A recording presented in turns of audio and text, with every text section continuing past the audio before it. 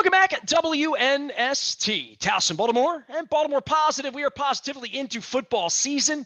Doesn't mean that I'm going to stop talking crab cakes. I have placed my scene for those of you watching out on our YouTube and WNSTV channel at Fadley's in Fadley's Market. And I did that sort of to tease this guy because had him on a couple 5-6 months ago. I was telling about the crab cake tour back in April. We were talking about his Elway book and eating because he likes to eat and I like to eat. And we share good sports guys, media guys, they share good eating places. And he said, Fadley's is my place. And I'm like, Fadley's is a lot of people's places. So hopefully I made you hungry last month running around the state of Maryland eating crab cakes, Jason Cole.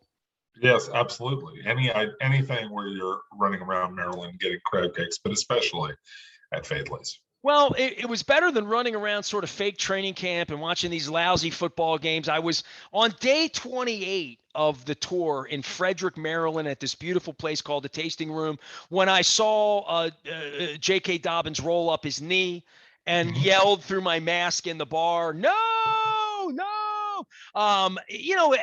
I think they can survive all of this, but for the Ravens specifically, Monday night's a very, very interesting test. I mean, I'm flying out to Vegas for this. I have no idea what to make of this season right now, Jay. Well, I mean, I think you can make some things out of it, especially for teams that are pretty established. I think Baltimore has a pretty established identity for what they're trying to do on offense, what they're trying to do on defense, for what Harbaugh expects. And I think, it's a really good team. You question, is Gruden going to have a game plan that works against Harbaugh? Gruden's pretty good against guys who he's gone against a lot or have pretty established records and are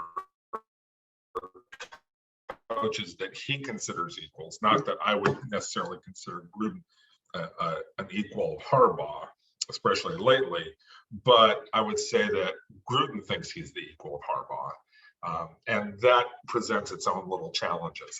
I would say that on paper, however, if you're just looking at these two rosters, Baltimore should roll in this game. I mean, they are a markedly better team, but they're not necessarily constructed to easily get through a game like this.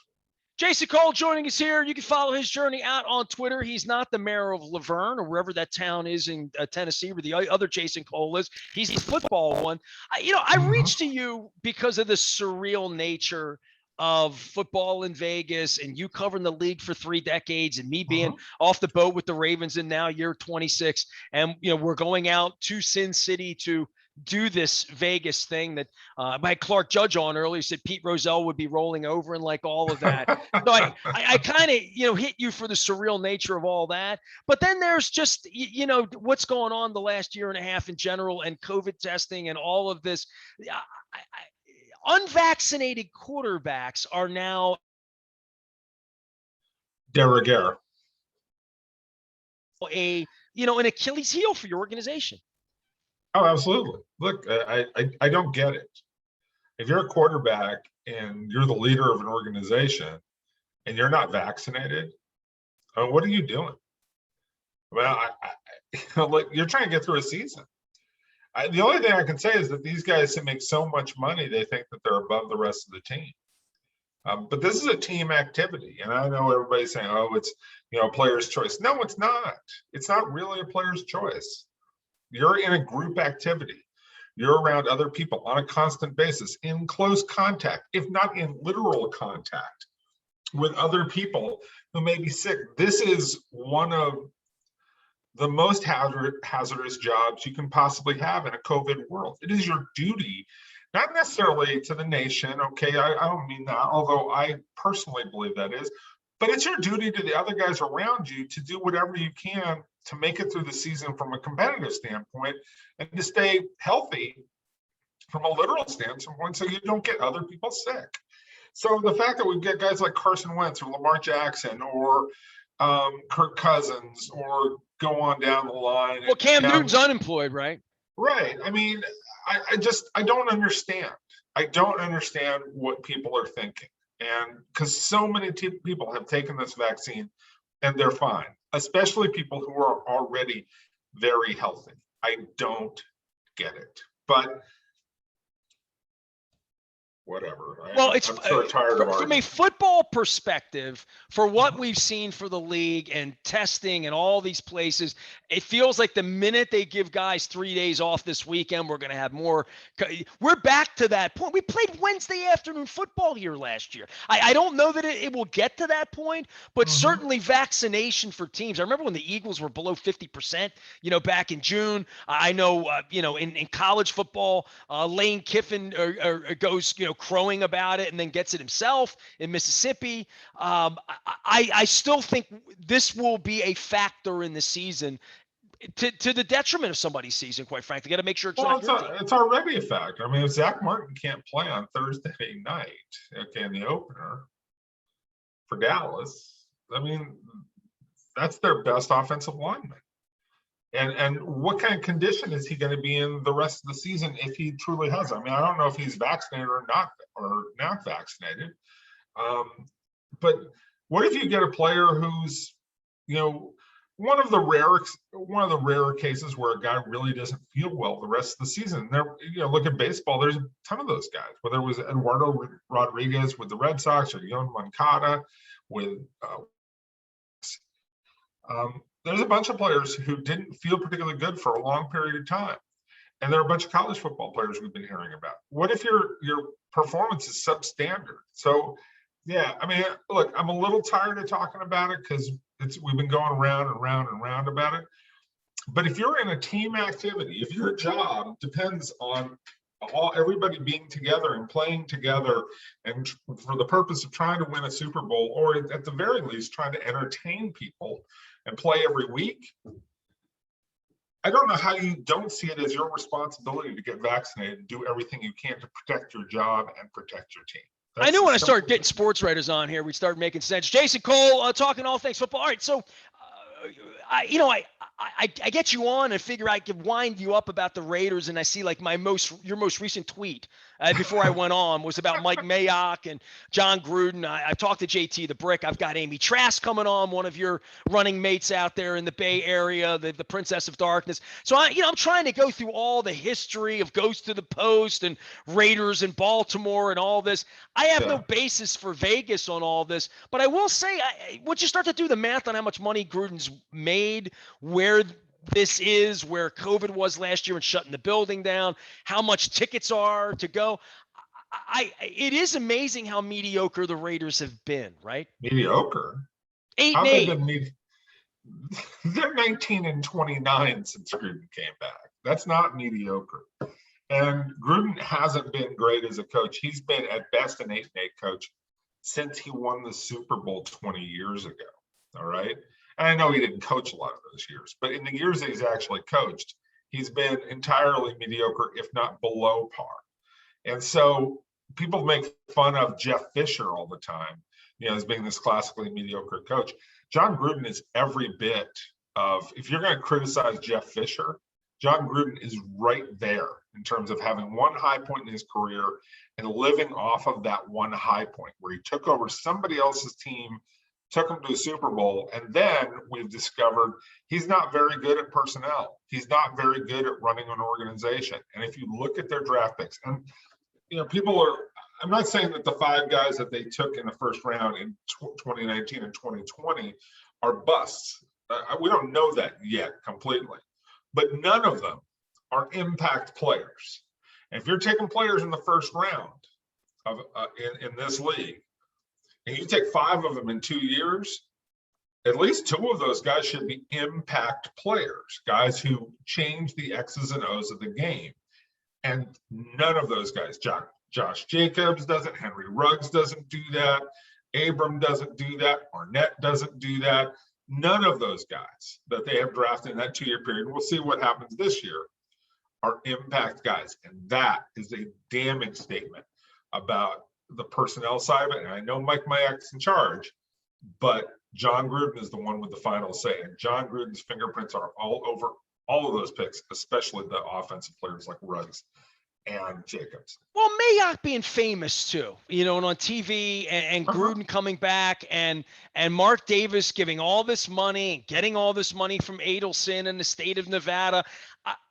This is where I called you in, because I knew you'd have some thoughts on this, and having been an old line Raider coverer and back in the day, this was inevitable, right? I mean, you may have been sitting with me at the Biltmore 5 years ago when this whole thing, Del Rio was coaching the team at the time, and who's going to Carson and where are the Chargers going and where the like all of this. I'm going to see sort of the cherry on the top for all of Al Davis's lawsuits back in the 80s, right? 80s, 90s, 2000s. I mean, there was a lot of lawsuits there. We were always told that they were going to give us a franchise when we settled all the lawsuits. That's what we heard. Yeah, it was a nice promise. Look, I think the Raiders, from a business standpoint, in terms of being able to get public, support and public interest, made a fantastic move in going to Vegas. The fact that they got to the point where they had to go to Vegas is a damning statement about Al Davis and, to a certain extent, Mark Davis and their inability to monetize what the Raiders were worth. Okay. And the fact that you have one of the most glorious traditions and one of the most rabid fan bases in all of sports, and you couldn't turn that into it. I think Amy would best to talk about this, because she tried with Al to get him to understand branding and marketing and off-field money and all of these things that he never cared about. He wanted officials to pay him a lot of money. He wanted the league to pay him a lot of money. He wanted to fight with people over that, but he was never willing to do the things that commercially, marketing-wise, the things that Jerry Jones did with the Cowboys. Al Davis was never willing to do those kinds of things. And as a result, the Raiders ended up having to go to Las Vegas at a certain point instead of having the power and the tradition to stay in Oakland, which is what they should have done, okay, in the long run. And I'm not saying Vegas doesn't deserve a team. Don't get me wrong. But the Raiders should have been able to capitalize on what they were in Oakland. And now you have this team in Vegas, which is going to do fine. They're going to make up a ton of money. They're just horribly managed from a football standpoint. Well, maybe that will be on display Monday night. Jason Cole is here. You can follow his journey out on the Twitter thing. He's Jason Cole 6'2", as in 1962, which is also had John Zeman on. It was his first year being in the Colts band was 1962. So we're talking about Ed Asner in movies. For the Ravens and for your feelings about injuries and where they're like, you lose to the Bills, you feel bad about things. You know you're going to lose Judon. You know you didn't have much of a pass rush. There'd be questions about that. Then on the offensive side, is we got to throw the football. We got to throw the football. We need wide receivers. You go out, you draft. I don't know that what we're going to see Monday is going to look too dissimilar from what we saw 2 years ago, because I don't think they really want to give the ball to Gus Edwards 30 times. I don't think they want to throw the ball to any number of these Sammy Watkins, Mark Andrews, no matter how much money they gave him 35 times. So who's going to run the football? My gut is it's going to be Lamar more than we want it to be. Yeah, that's certainly true. I think that obviously they would have liked to run the ball 30 times a game with the combination of Dobbins and Edwards. Now they're looking for who takes up a lot of what were Dobbins' carries. I mean, Edwards basically takes Dobbins' carries. Who's now going to take the carries that were supposed to go to Edwards, right? And is that Lamar, or are they going to be able to find somebody else who can do it? Because, look, I don't think you have to be a super skilled running back in that system to be effective. I think you have to have good burst and strength straight ahead, and then let Lamar do all the perimeter stuff and the attacking. And so I think they're going to be fine in the regular season. The test for the Ravens is this. What is Lamar when you get into critical games in January when you're on 3rd and 8? All right. Now, and you're losing by 4 points. Correct.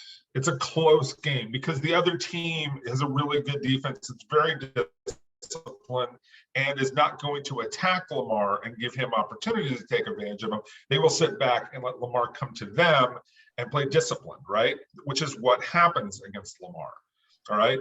And he can't force action at that point in time because people are just doing what Tennessee famously did in that playoff game when they beat him, all right, 2 years ago. So Eventually, in this offensive attack, you get into a number, say 3, 4, 5, 6, 3rd and 8 situations. Some of those you're behind or just barely ahead. Is Lamar a good enough thrower? And does he become a good enough thrower in those situations? Or do you just avoid as many of those as you can? Instead of having 5 or 6 in a game, you reduce that number down to 1, 2, maybe 3, right? And then you get through it. So look, I believe in Lamar Jackson as you have to commit to him. You've done a good job of committing to him. I would sign him to a long-term deal. I would hopefully be able to get out of it sooner than later, depending on how his body holds up over time. I think he's going to hold up okay for 7, 8, 9 years because of the way that he plays.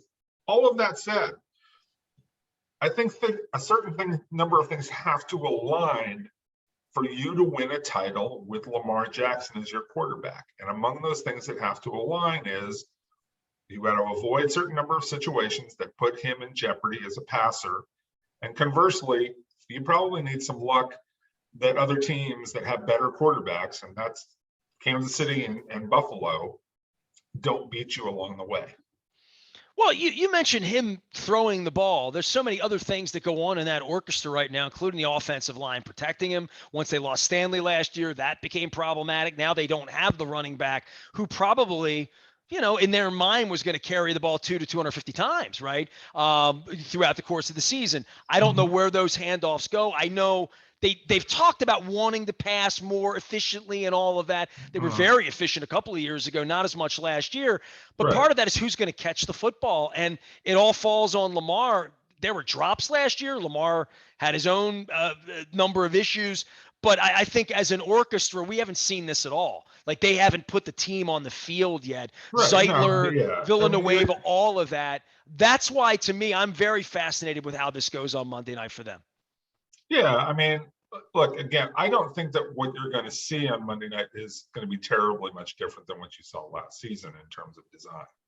Okay, and frankly, I wouldn't be terribly worried about that. I think that, again, the Lamar Jackson experience, as it stands today, is good enough that you're going to get into the playoffs because you're going to play enough weak teams and take advantage of those teams, and you're going to get to 10, 11, 12 victories. You're going to play good enough defense. Harbaugh's a really smart coach, handles situational football very well.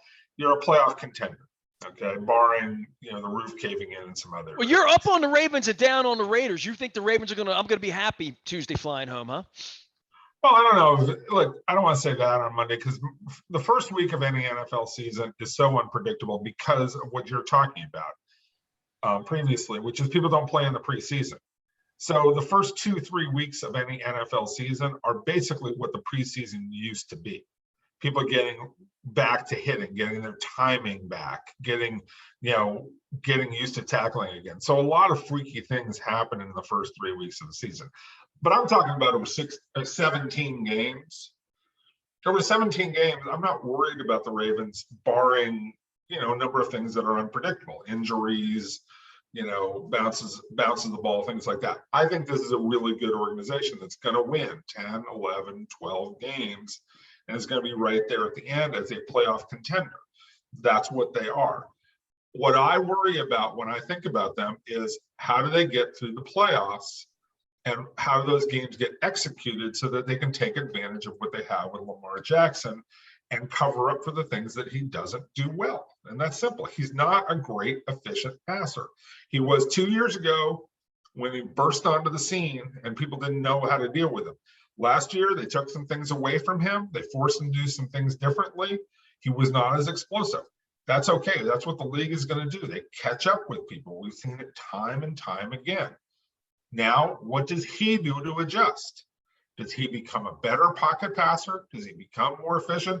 Does he lose that sort of loose arm throwing style that he has where, the release point is not always the same?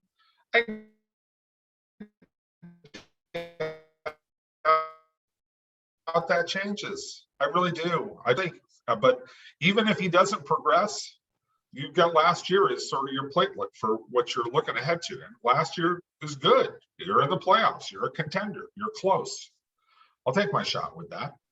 maybe a home game in January instead of having to go on the road to Buffalo. Jason Cole's here. You can find him at Jason Cole 73. Tell me what's going on with you in your world and coverings of all things football. It's changed a lot, and between COVID test and going out to Vegas and not really having access to players, certainly not conducive to doing the type of work we've done most of our lives.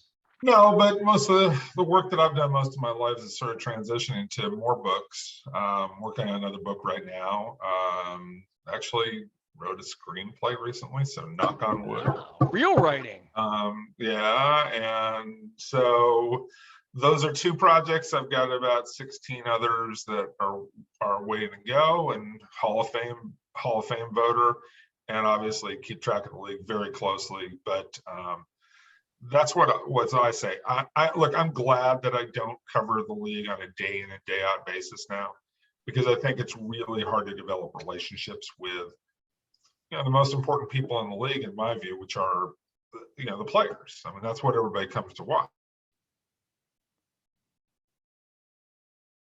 right? And you want to have those relationships with those guys. I mean, obviously, general managers and owners and coaches, all we want, but they're not the ones who make the final decisions on the field. It's the guys who actually play that you want to hear from. And it's just not, the coverage right now is not conducive to really understanding what's happening on the field right now. And that's not any reporter's fault. That's just real life. Well, I hope we get back to learning more, doing more, seeing more, elbow bumping, going to Super Bowls, doing all that. In the meantime, it's always good to visit with you. I'll always take a food recommendation from you, Cole. You recommend it, I'm eating it. How about that? You've earned that gold star status with me. Yeah, if I would, I don't know what the Vegas restaurants are looking like these days. I'm sure most of them are back, but I've always wanted to get a Morimoto's place. Okay, all right. My kid did that. I would try Morimoto's place in Vegas if it's still there. That's got to be just dynamite. And I know that Michael Simon, who I just adore Michael Simon's work, opened a place in Vegas within the last year. So I eat at Simon's barbecue joint in Cleveland when I'm there downtown. Mabel's, yeah. Mabel's, yeah, I like that. That's strong. That's really strong stuff. I mean, he does a great job. So I mean, look, you can't go wrong with the restaurant scene in Vegas. There's plenty there. I'll come hungry with a bib. I'm not staying long, and I'm COVIDed up to get in and get out and get one piece. We got a lot of AFC West, man. We start with Oakland and then Kansas City. Your John Elway book. We're going to see Denver later on this month and stuff like that. You're going to let the cat at what the next book is? I mean, the Elway book feels recent, right? It was a year ago. Yeah, just a year ago this week, basically 1 year old with John Elway. So. I'm not gonna know because this is a project I'm doing with somebody else, so I can't give that away. Well, I'll look forward to it. How about that? And I'll look forward to having you on, hopefully visiting and eating some good Mexican food somewhere near the border. How about that? Absolutely, that'd be fantastic. Jason Cole, he is Jake Cole 73, or excuse me, Jason Cole 73. The way to find, or excuse me, Jason Cole 62. What am I saying? Why did I say 73? I got Marshall Young. Because you want to make me 11 years younger than I actually am, so I appreciate that. 62. Why did I say 73? I don't know, but it's okay. It's be in my head. You up the numbers by one each. That's all. All right. Good to talk to you, dude. Good to have you aboard as always. Jason Cole joining us here. Author of 7 books and the eater of all things Michael Simon. And go check out his John Elway book. There's some Baltimore stuff in there too, believe it or not. We talked about that last year as well. A whole lot, including Oneonta. You can find me anywhere the internet is served at BaltimorePositive.com, WNST AM 1570. Facebook, Twitter, LinkedIn, Snapchat, Luke's out in Owings Mills, and I'm probably somewhere at this point looking for coconut water, my friends at the Wise Markets and rounding up. We are BaltimorePositive.com.